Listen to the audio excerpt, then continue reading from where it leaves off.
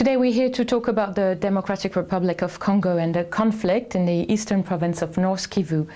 And here with us on Qarra is Thierry Vircoulon. He's a researcher at the International Crisis Group and an expert on Central Africa.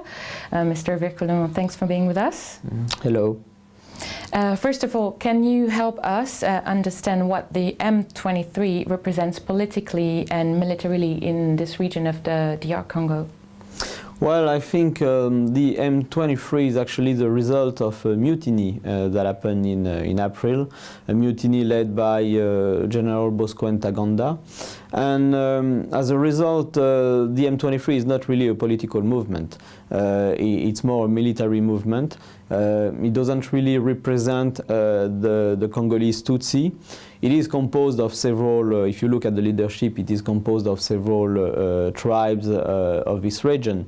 But it would be very exaggerated, actually, to say that the M23 is a political movement representative of a broad range of the tribes in North Kivu. What is to be expected from these negotiations between the government and the rebels? Basically, what is at stake, the government has been forced actually to open the talks, as you know, because for the last 5 months the government actually refused to talk with the M23. It's only because the M23 took over the city of Goma that the government, and because also there was a mediation by a regional organization called the ICGLR, that the government actually accepted those talks. Those talks are going to be very difficult, actually, because the agenda of the negotiation is not defined yet. And there's going to be the issue of will the President Kabila will come or not in Kampala himself to negotiate, because the M23 has been very firm on that and has requested direct talks with him. There's not much that can be achieved through that negotiation except legitimizing the use of force to get a position in the government or position in the army. Everybody is wondering in the region if actually a peace deal is signed between the M23 and the Congolese government.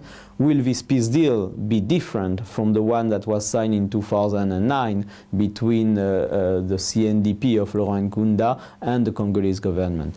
It seems that history may repeat itself during those negotiations in Kampala. And is there even like a solid framework, and the fact that it's happening in Uganda, which is also accused of involvement, and without Rwanda, can we expect any decision soon enough, and anything that would be a breakthrough? The ICGLR, which is the regional organization mandated for those talks, to organize those talks, seems to want to replay the 2008 scenario.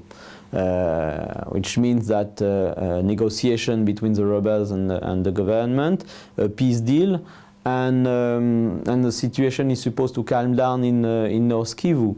I think it's very likely that we in 2013, at the beginning of 2013, we replay the 2009 scenario, which will be a bad sign for the region and also for the Congolese people, because it will send a signal that actually there was no progress in the region in terms of peace building, of course. And this will pose another problem. This will pose, of course, an impunity problem, but that will also pose a problem of implementation. Because one of the main difficulty with the 2009 agreement was that it was not a bad agreement, but it wasn't really implemented.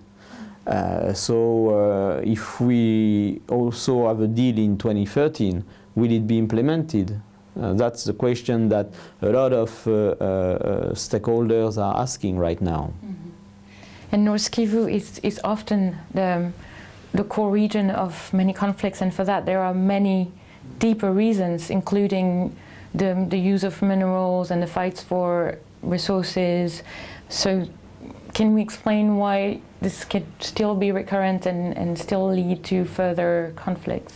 Yeah, the cycle of rebellions in the Kivus stem from the problem of conflict minerals, the problem of land dispute, the problem of Rwandan interference. Basically, it is some sort of economic war in the Kivu. The question is, who is controlling the natural resources, which are minerals and also wood, this kind of thing. In that region, for now, the last 15 years, armed groups, but also businessmen and politicians have been controlling the natural resources. And Rwanda is trying to exert some sort of economic and military control over those resources in the North Kivu. And that's really the core problem. So if we want to actually have a real exit strategy, and if we want to break the cycle of rebellions in that region, it is very important to address the root causes of the conflict in the Great Lakes. Mr. Vircoulon, thanks for being with us. I remind our viewers that you are a researcher for the International Crisis Group and an expert on Central Africa.